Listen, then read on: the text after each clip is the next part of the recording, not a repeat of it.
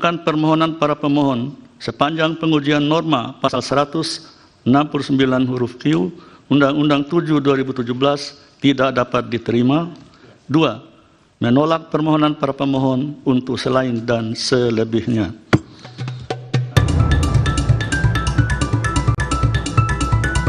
Putusan Mahkamah Konstitusi ini memastikan tidak ada lagi yang bakal menghalangi perjalanan Prabowo dalam kontestasi Pilpres 2024.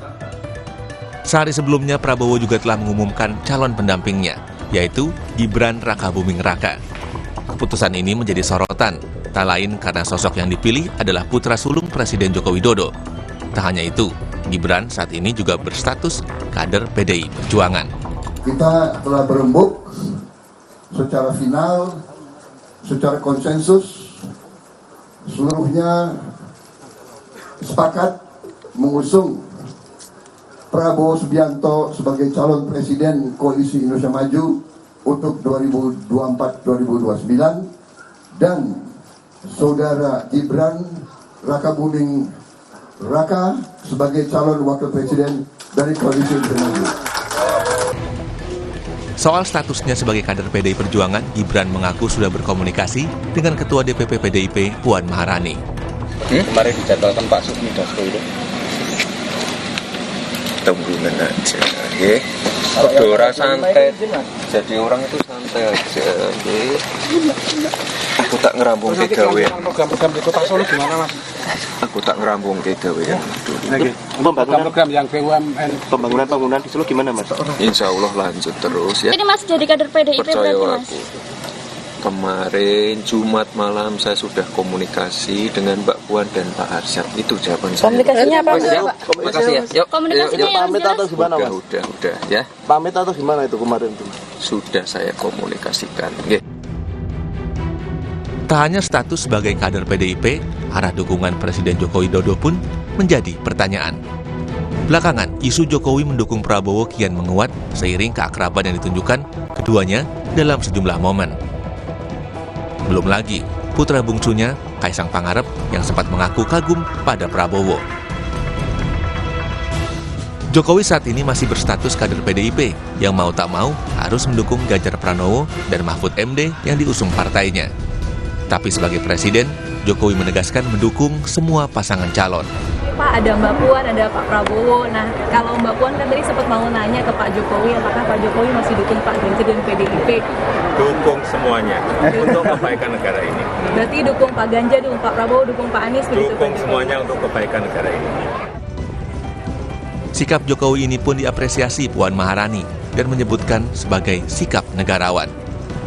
Ya itu memang seorang negarawan harus seperti itu, nggak menyatakan dukungannya kepada salah satu calon dalam kontestasi Pilpres yang akan datang. Justru apa yang disampaikan beliau itulah betul-betul seorang negarawan. Presiden Republik Indonesia tidak boleh berpihak dalam kontestasi Pilpres yang akan datang karena berkeinginan agar jalannya pesta demokrasi tahun 2024 itu bisa berjalan dengan baik, lancar, adem, ayem, gembira, rakyat tidak tertekan, tidak deg-degan. Saya apresiasi apa yang disampaikan oleh Pak Jokowi. Tapi secara Lalu kemana sesungguhnya arah dukungan Jokowi di Pilpres 2024? Tim Liputan Kompas TV.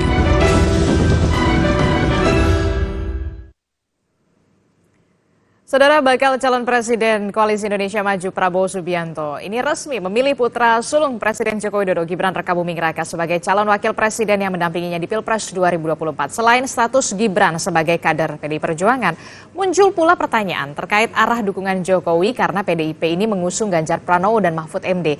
Kita bahas pagi hari ini soal dukungan Jokowi ke kontestan Pilpres 2024, Ganjar Mahfud atau Prabowo Gibran. Bersama dengan sejumlah narasumber, sudah ada Ketua Majelis Pertimbangan dari Partai Persatuan Pembangunan, ada Mas Romahur Muzi. Selamat pagi, Assalamualaikum Mas Romi. Selamat pagi, Assalamualaikum Aristi. Waalaikumsalam. Ada juga Wakil Ketua Umum Partai Gerindra, Mas Habibur Rahman. Selamat pagi, Assalamualaikum Mas Habib. Selamat pagi, Assalamualaikum Mas Romi, Mbak Adisti, rekan-rekan semua. Ya, dan juga ada pengamat politik sekaligus Direktur Parameter Politik Indonesia, ada Mas Adi Prayitno. Selamat pagi, Assalamualaikum Mas Adi. Selamat pagi Adisti, Adi Prayitno paling kondang nih. Ya, ini menarik ya, semakin hari semakin dinamis begitu ya politik, apalagi besok Partai Gerindra dan juga Koalisi Indonesia Maju ini akan mendaftarkan Pak Prabowo dan juga Mas Gibran ini ke KPU ya, betul ya, rencananya jam 10. Ini akan datang bersama dengan Gibran, Pak Prabowo, atau sendiri saja? Karena kan kemarin kalau dilihat pas pengumuman Pak Prabowo, ini tidak ada Mas Gibran. Kemudian di Rapimnas semalam juga absen juga, tidak hadir. Ini datang nggak besok Mas Gibrannya?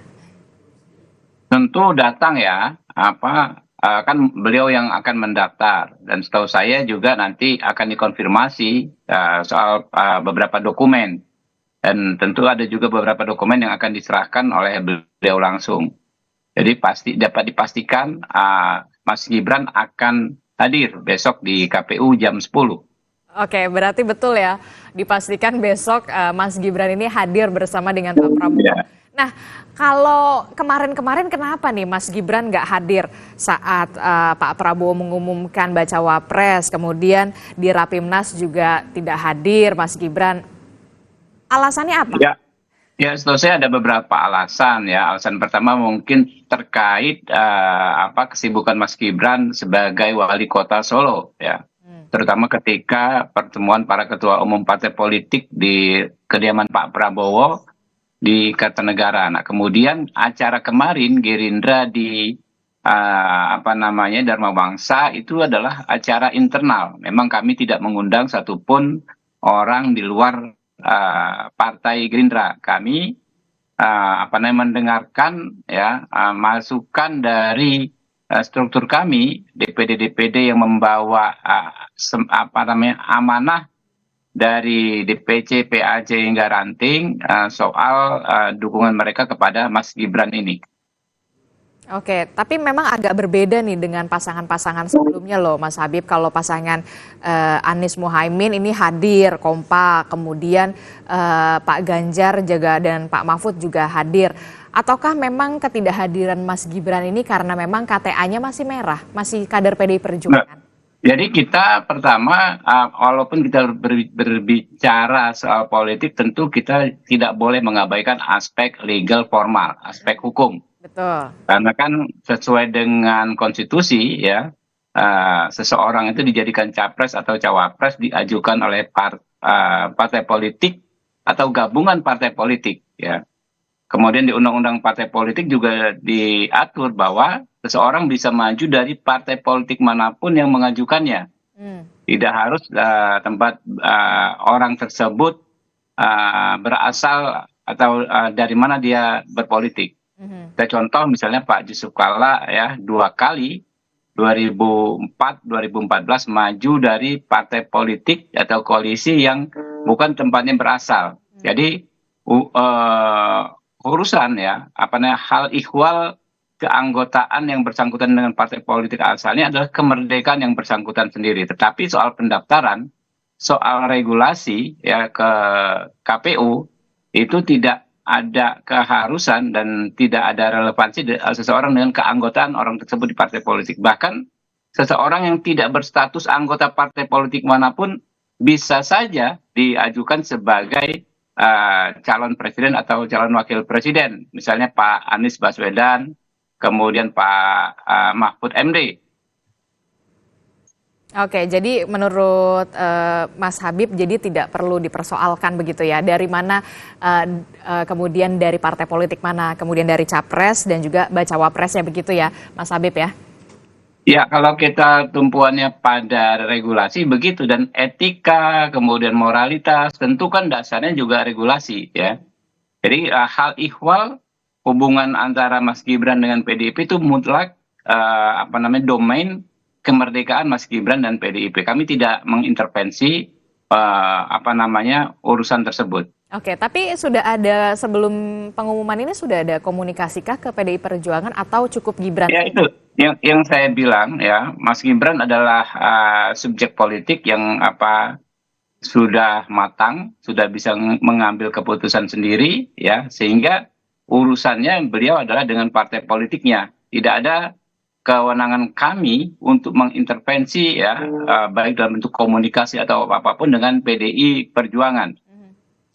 Berarti belum ada komunikasi ya sejauh ini ya dengan PDI Perjuangan? Saya nggak tahu ada atau tidak komunikasi, tapi komunikasi sih secara umum baik sekali antara Pak Prabowo dengan Ibu Megawati dan antara pimpinan kami, Partai Gerindra dengan pimpinan PDI Perjuangan. Apakah ada yang spesifik atau tidak saya nggak tahu. Tapi kalau ditanyakan apakah harus ada komunikasi, nah itu yang saya katakan kami tidak punya kewenangan untuk mengintervensi hubungan antara PDIP dengan anggotanya dan anggotanya dengan PDI Perjuangan. Oke, Mas Romi, tanggapan Anda, kalau menurut Mas Habib tidak perlu dipersoalkan dari mana kemudian subjeknya baik itu capres dan juga bacawa pres ini dari partai politik mana. Kalau dari Koalisi Indonesia Maju, apakah ada pembahasan soal ini? Sorry, dari Koalisi Ganjar, Mas Romi. Ya, pada dasarnya kami kan tidak berhubungan secara langsung tentu dengan apa yang terjadi di koalisi lain ya. Karena sebagai sebuah kontestasi adalah hak dari masing-masing partai politik yang ada di koalisi tersebut untuk menentukan siapa berangkat dan dari partai mana. Apa yang disampaikan oleh Mas Habib sudah tepat bahwa memang tidak ada syarat keanggotaan apapun untuk seseorang itu diajukan sebagai pimpinan artinya pimpinan Republik ini ya. Jadi untuk menjadi capres dan cawapres itu tidak harus menjadi anggota partai politik dan tidak harus juga berangkat dari salah satu anggota partai koalisi di koalisi tersebut begitu. Namun tentu soal Mas Gibran ini karena memang beliau itu sebelumnya adalah anggota PDI Perjuangan, ya monggo ditanyakan kepada rekan-rekan di PDI Perjuangan yang saya lihat kemarin statement dari para pengurus DPP PDI Perjuangan menyampaikan kalau hal ini sudah dibicarakan pada pertemuan Mas Gibran dan Mbak Puan yang didampingi oleh Pak Arsyad Ketua TPN hari Jumat malam lalu. Selanjutnya tentu masing-masing partai politik memiliki mekanismenya tentang hal ini begitu. Oke, berarti kalau dari koalisi pendukung dan juga pengusung dari Ganjar dan juga Mahfud ini tidak ada persoalan ya kalau soal Gibran ini, tidak ada potensi dipersoalkan duet Prabowo Gibran ini. Bukan soal keanggotaannya sebenarnya, tetapi soal proses di mahkamah. Bagaimana Mas Romi? Mas Romi, terputus. Audionya terputus, Mas Romi. Sayang sekali, kita akan coba perbaiki kembali. Gimana Mas Romi? Oke, sepertinya ada terkendala sinyal. Kita akan mencoba untuk memperbaiki dulu untuk audio dari Mas Romi. Saya ke Mas Adi. Mas Adi, dari perspektif Anda, melihat ini seperti apa? Pengumuman bacawa pres Gibran ini tidak dihadiri oleh Gibran, kemudian Rapimnas juga katanya internal, tapi dipastikan besok akan hadir bersama dengan Pak Prabowo untuk mendaftarkan diri ke KPU. Anda melihatnya seperti apa? Ya, saya kira memang secara prinsip soal pengumuman Gibran sebagai pendamping Prabowo Subianto lebih kepada keputusan internal ketua umum partai pendukungnya ya. Waktu kemarin malam mungkin kalau tidak salah ketika ketua umum partai pendukungnya Prabowo itu berkumpul mengumumkan Gibran yang akhirnya dipilih sebagai pendamping, memang Gibran tidak datang. Sepertinya itu hanya sebatas sosialisasi di internal ketua umum partai yang saya kira lihat ya tidak terlampau perlu misalnya kehadiran Mas Gibran sebagai pendamping Prabowo di 2024. Tapi kan publik sebenarnya tidak terlampau memperhatikan itu, Mbak. Publik itu menunggu misalnya kira-kira nanti besok ketika didaftarkan ke KPU, apa kira-kira narasi besar yang akan disampaikan oleh Mas Wali Kota Gibran ini ya sebagai pendamping Prabowo di 2024 itu satu-satunya momen yang menurut saya paling banyak ditunggu. Karena sejak dikaitkan dengan duet dengan Prabowo Subianto atau ketika diumumkan sebagai pendamping Prabowo secara resmi di internal Koalisi Indonesia Maju, tak satu pun misalnya statement politik yang disampaikan ke publik oleh Gibran sebagai orang yang relatif ikut bertanding di 2024. Pak Mahfud misalnya ketika dipilih sebagai pendampingnya Pak Ganjar bicara tentang bagaimana supremasi hukum, law enforcement, dan pemberantasan korupsi. Ataupun ketika Muhaimin dan Anies deklarasi mereka bicara tentang substansi perubahan dan seterusnya dan seterusnya. Jadi besok selain daftar ke KPU tentu publik ingin mendengar apa kira-kira statement politik dari Mas Gibran ya yang memang paling banyak ditunggu. Kalau yang lain kan narasi besarnya pasti sudah bisa ditangkap ya Mbak. Nah ini yang saya kira momen yang paling banyak dinanti tentang apa saja kira-kira narasi dan diskursus politik yang pastinya sedang dilihat apa kira-kira portofolio dan positioning Mas Gibran sebagai sosok yang ikut bertanding di Pilpres 2024 yang akan datang. Oke, jadi Misalnya tidak hadir dalam pengumuman dan seterusnya, saya kira itu persoalan teknis sebenarnya. tapi ya memang agak sedikit berbeda dibandingkan dengan paslon-paslon lainnya begitu ya. Nah, kemudian statement politik itulah yang kemudian ditunggu oleh publik dari Gibran Rakabuming Raka ketika pendaftaran KPU jika tadi yang disebutkan Pak Ganjar dan juga Pak Mahfud soal penegakan hukum, kemudian Anies Muhaimin ini soal perubahan begitu ya. Nah, kalau kita melihat ini Pak Prabowo ini kan memilih Gibran jadi pasangannya tentu ada banyak beragam pertimbangan.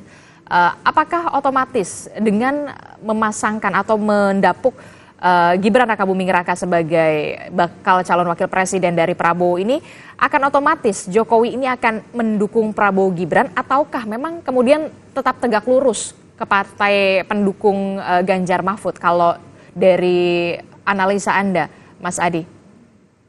Ya tergantung bagaimana cara melihatnya. Tapi bagi saya kalau bicara tentang Jokowi hari ini ya pastinya akan total ya mendukung Gibran Rakabuming Raka ya, untuk memenangkan pertarungan di 2024. Karena apapun Mas Gibran dan Pak Jokowi ini tidak bisa dipisahkan satu sama yang lainnya.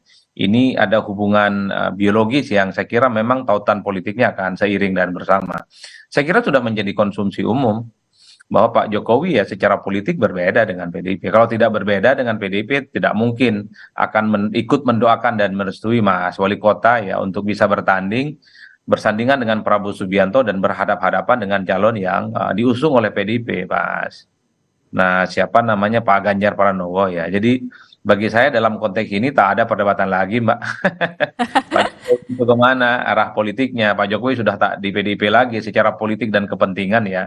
Karena kalau bicara tegak lurus ke partai ya tentunya akan sami'na wa ta'na mendukung capres yang sudah diusung oleh PDIP Ganjar Pranowo.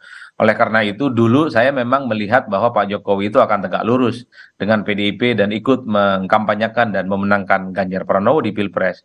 Itu sebelum Gibran dinyatakan secara deklaratif definitif berdampingan dengan Prabowo Subianto. Tapi setelah berdampingan dengan Prabowo Subianto, saya termasuk yang meyakini, bahkan hakul yakin, bahwa Pak Jokowi pilihan politiknya pastinya ke Mas Gibran, bukan kepada yang lain. Oke, jadi kalau kata Mas Adi, ya hakul yakin pasti sebagai ayah akan mendukung anaknya, nggak mungkin enggak begitu ya. Mas Romi, gimana nih tanggapannya?